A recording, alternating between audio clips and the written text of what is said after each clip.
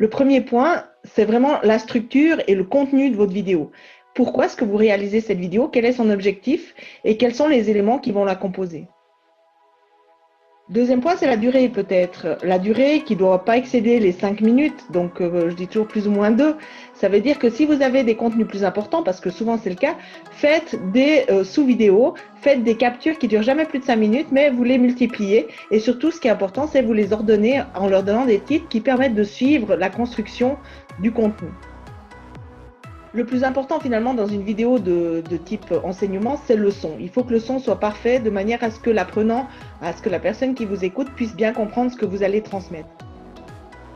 Par rapport à l'image, vous avez face à vous des gens qui ont l'habitude de regarder des films, de regarder des séries. Et c'est vrai que là, dans ce type de production, les images vont très très vite.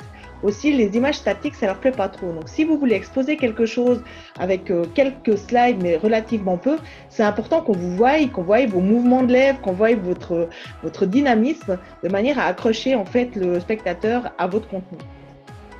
Alors, deux éléments, attention à votre environnement parce qu'on va le voir sur la vidéo. Et deuxième élément, attention à bien être vu parce que c'est vrai que si vous êtes en contre-jour, si vous êtes mal éclairé, ça va être compliqué. C'est clair que si vous utilisez de l'éclairage artificiel, il faudra faire attention à vos lunettes parce qu'il risque d'y avoir des reflets. Et c'est vrai que c'est jamais très facile de jongler entre le naturel et l'artificiel. Si vous devez faire plusieurs captures vidéo, c'est vrai que c'est bien qu'elles se ressemblent un petit peu au niveau de l'éclairage. Donc, c'est pas toujours facile de jongler avec ça. Soyez dynamique, il faut parler à quelqu'un, vous vous adressez en fait à votre audience, n'hésitez pas à les interpeller, que pensez-vous, etc. L'idée c'est vraiment qu'on se sente accroché par votre message et qu'on y reste accroché donc. Comment vous allez réaliser cette capture? En fait, ce que vous pouvez utiliser, c'est soit votre laptop avec votre webcam, avec simplement un logiciel comme Zoom ou comme YouTube qui permet de faire des vidéos en direct, ou alors vous pouvez utiliser votre smartphone en faisant une capture vidéo, il n'y a aucun souci. Les deux vous permettent d'avoir une image et un son de qualité très correcte.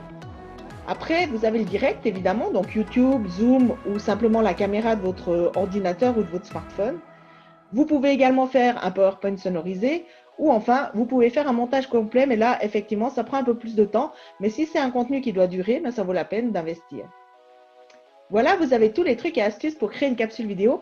Maintenant, il n'y a plus qu'à essayer.